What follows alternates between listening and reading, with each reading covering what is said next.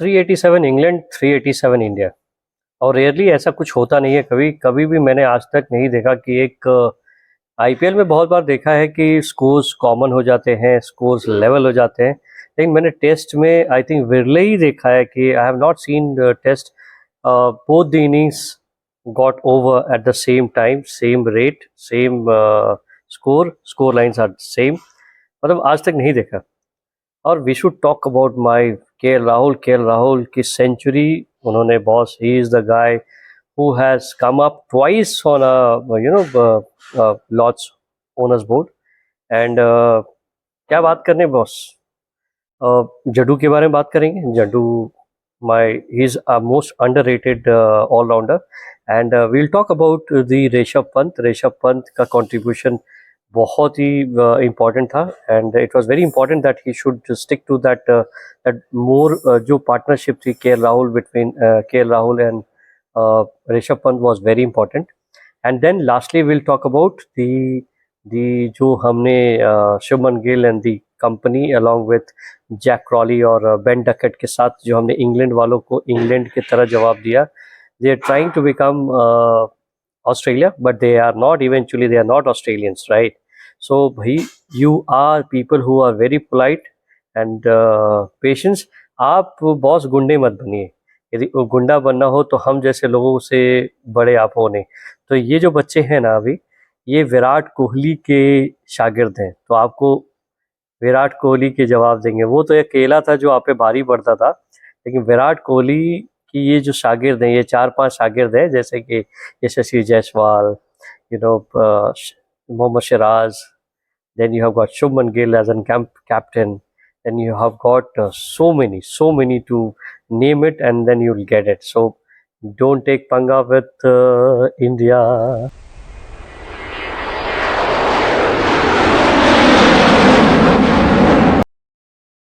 नमस्कार, हैशटैग क्रिक की बात में आप सभी का स्वागत है। मैं, जैसे कि मैंने कहा था कि will talk about the topic, so now we let's talk about the K L. Rahul batting. K L. Rahul is a simply and हमारे लिए वरदान के समान है।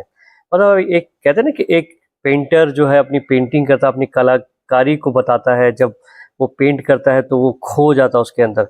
उसी तरह जब के.एल. राहुल बैटिंग करते हैं एज एन ओपनिंग, हम आश्वस्त हो जाते हैं। बीइंग एन इंडियन फैन, हम ये देखते हैं कि भैया के.एल. राहुल है तो भैया जल्दी से अपनी विकेट थ्रो नहीं करेगा, and that's where K L. Rahul has shown his precision. उसने दिखाया पेशेंस, और टिपिकल टेस्ट मैच इनिंग थी ये। कोई बेसबॉल और बेसबॉल और जैस बॉल नहीं था।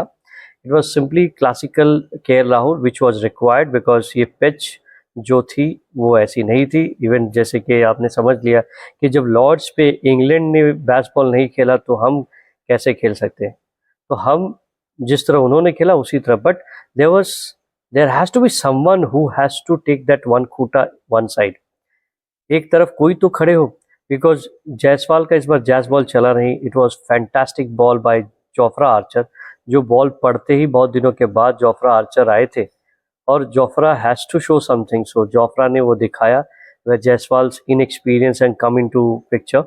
जोफ्रा ने एक मिडिल स्टंप से बॉल को ऑफ के तरफ कट किया, and then he just took a niche. It was a good ball. I think I will not blame Jaiswal के वो आउट हो गए। जायसवाल कभी अपना विकेट थ्रो नहीं करते हैं। It has to be the good ball to out करना।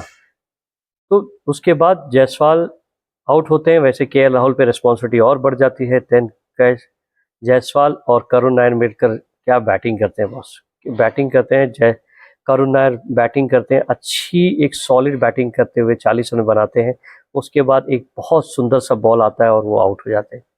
इसके बाद रिस्पॉन्सिबिलिटी अब के.एल. राहुल के पास थी। के.एल. राहुल आहिस्ता आहिस्ता अपनी इनिंग्स को बिल्ड करते हैं विथ क्लासिकल ड्राइव। मतलब क्या ड्राइव है बॉस, वो वाला ड्राइव नहीं, इट्स अ क्लासिकल ड्राइव। मतलब के.एल. राहुल के काम compose shot selections, you see pull shot, hook shot, cut, late cut, upper cut, all shots are there in his book. और सबसे बड़ी बात, what I like about him was the drive। मतलब cover drive, मतलब एकदम लीन होके पैर को बेंड करके क्या बॉल आंखों के नीचे मीट करना, that was phenomenal. KL. Rahul इस सेंचुरी के बाद वो एक नया नाम ले चुके हैं। उन्होंने अपने आप को ओनर्स बोर्ड पे as an second Indian for twice, मैंने आपसे कहा था कि ओनर्स बोर्ड लॉर्ड्स का जो बहुत ही नाम, फेवर, फेम लेकर आता है, और उस पे उन्हीं का नाम होता है, या तो पांचा पंजा खोल दो जसप्रीत बुमराह ने फर्स्ट इनिंग्स में दिया, और या तो केएल राहुल के जैसे आप सेंचुरी मारो तो आपका नाम ओनर्स बोर्ड पे आएगा। इस ओनर्स बोर्ड पे अभी तक ना सुनील गावस्कर का नाम है, ना सचिन पाजी का नाम है, ना एबी डिविलियर्स का नाम है, और शायद ब्रायन लारा का भी नहीं है। तो ये सारे बड़े बड़े लोग के नाम अभी तक नहीं है, बट केएल राहुल 2 टूर से लगातार 2 सेंचुरी मारकर अपने नाम को उस ओनर बोर्ड पे ट्वाइस कर दिया। यदि आप आंकड़ों की बात करें तो केएल राहुल ने टोटल 10 सेंचुरी मारी, जिसमें से इंडिया में सिर्फ 1 सेंचुरी मारी उसने बॉस, और बाकी के 9 सेंचुरी जो है उसने फॉरेन में मारी, मतलब सेना देशों में मारी। तो इससे समझ सकते हो कि केएल राहुल की इम्पोर्टेंस अभी सीरीज में कितनी हो जाती है।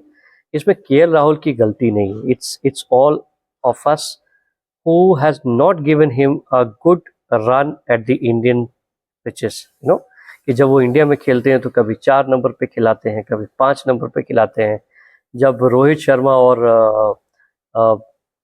विराट कोहली थे तो इनको खेलने को मिलता नहीं था। इनफैक्ट ओपनिंग रोहित शर्मा ने पकड़ रखी थी, चौथे नंबर पे विराट कोहली थे, बीच में शुभमन गिल आ जाते थे, तो केएल राहुल के लिए जगह नहीं होती थी। इनको बनानी पड़ती थी। जब ऋषभ पंत एक्सीडेंट हुए तो इनको कीपर के रूप में लाया गया, कभी ध्रुव जुरैल खेलते, तो इसमें ना बहुत सारे फैक्टर्स हैं जो केएल राहुल को इतना टफ बनाते हैं। लेकिन K L Rahul, it's been a great innings by you. अभी तक आप समझ सकते हैं कि केएल राहुल ने जितनी सेंचुरी इस एरा में मारी है उतना तो शायद किसी और ने, जैसे अभी के जो बर्न्स हो गए, क्रॉली हो गए, या बेन डकेट हो गए, इन्होंने उतनी सेंचुरी तक नहीं मारी है। दैट्स वेयर केएल राहुल, कमाल धमाल राहुल का इंपॉर्टेंस समझ में आता है दोस्तों। जब बैटिंग शुरू होती है दोस्त, तो पहले यशस्वी जायसवाल आउट होते हैं, उसके बाद करुण नायर थोड़ी देर तक केएल राहुल के साथ लगे रहते हैं।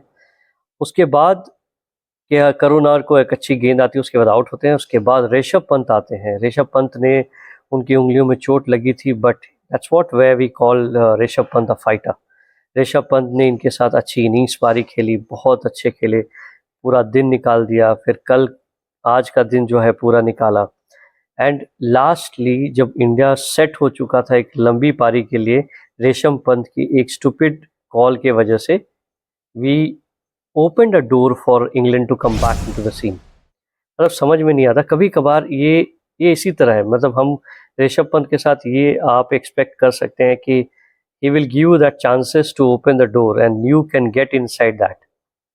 तो ऋषभ पंत के बाद आते हैं Jaddu. Now I should talk about Jaddu यार, Ravindra Jadeja. So he, I think he is one of the most underrated cricketer. Imagine कीजिए कि पहले ऐसा तो नहीं था कि उनको बैटिंग नहीं आती थी, बैटिंग आती थी, बट उनको अपनी बैटिंग पे कॉन्फिडेंस नहीं था।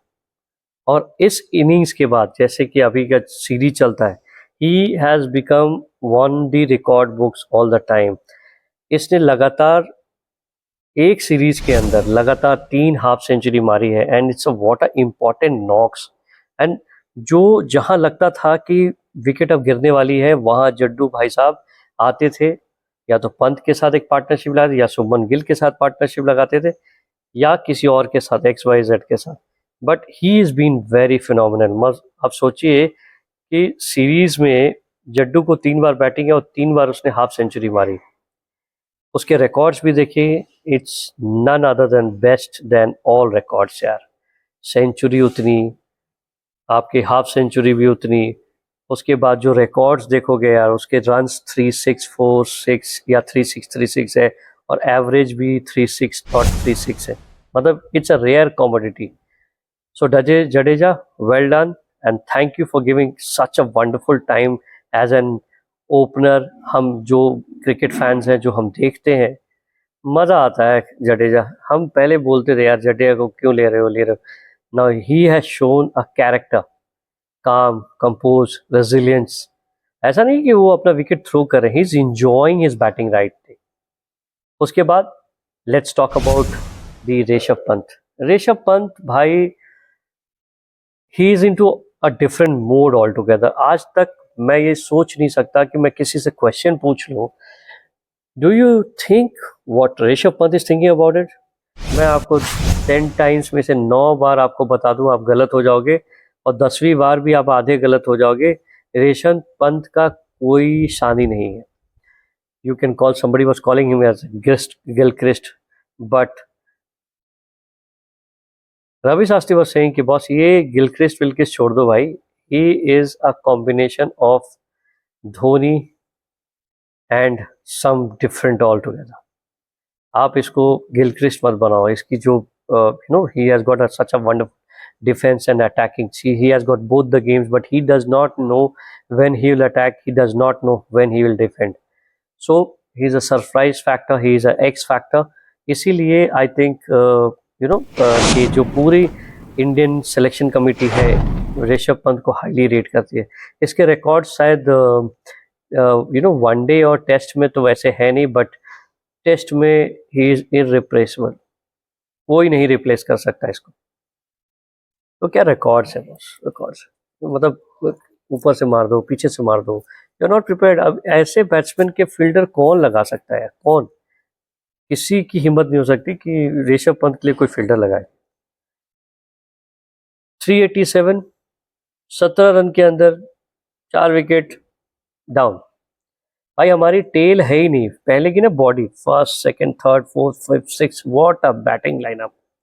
उसके बाद बॉस जो टेल है ना, टेल तो मत कहो, टेल तो है ही नहीं। मतलब वो कोई छोटी सी पूछ होगी, खट से कोई भी मार देगा, आउट हो जाएगा।